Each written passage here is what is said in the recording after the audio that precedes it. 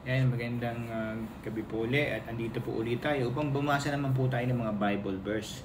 Ito yung Bible verse na babasahin ko, yung sa Roma 12 verse 2. Ayan. Huwag kayong makiayon sa takbo ng mundong ito.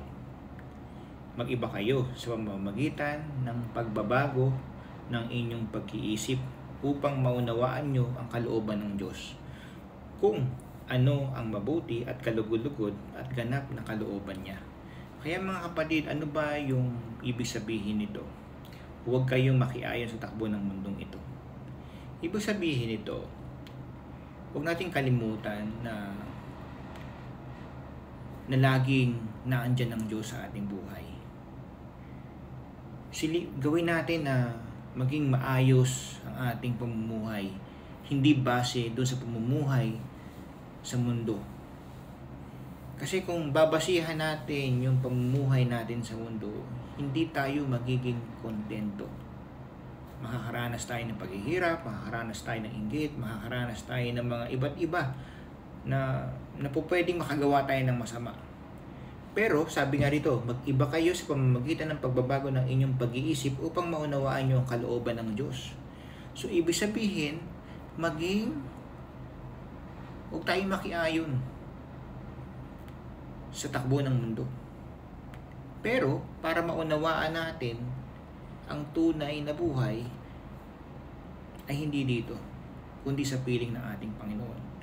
Pero ang mahalaga dyan, kung ano ang mabuti at kalugod-lugod at ganap na kalooban niya. Kung ano yung gusto ng ating Panginoon. At ikaw bilang tao, ikaw ang magpapasya nito. Ikaw ba ay susunod? Ikaw ba ay bahala na? So, yun yung mga nangyayari sa ating buhay ngayon. Pero kung tayo mamumuhay ayon sa salita ng Diyos, marami tayong mauunawaan. Makukontento tayo. Hindi tayo makikiayon sa takbo ng mundo. Kung magkatrabaho man tayo, hindi natin nakakalimutan na ang pagsusulit natin ito ay para sa Panginoon. Bilang isang tao, kailangan nating magtrabaho dahil kailangan natin ng pinansyal suporta sa ating buong pamilya. Pero ang sinasabi dito, huwag kang makiayon sa takbo. Baka huwag kang sumama ng tuluyan sa takbo ng mundo dahil hindi mo mauunawaan ang mga salita ng Diyos. Kaya napakasimple lang po. Makontento ka sa buhay mo, gumawa ka kung gusto mo na magiging ayon ito sa mga plano na makakabuti sa buhay mo. Kung ito ay makakasama, huwag mong gawin.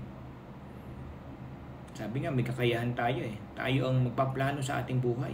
Ang Diyos ay inaandyan lang.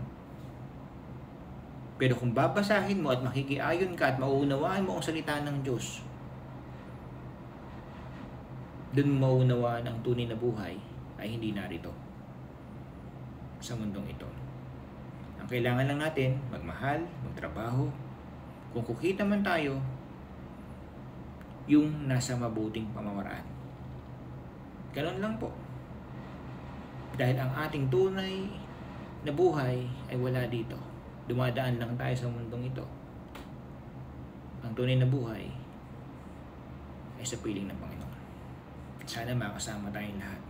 In Jesus' name, Amen. Salamat po.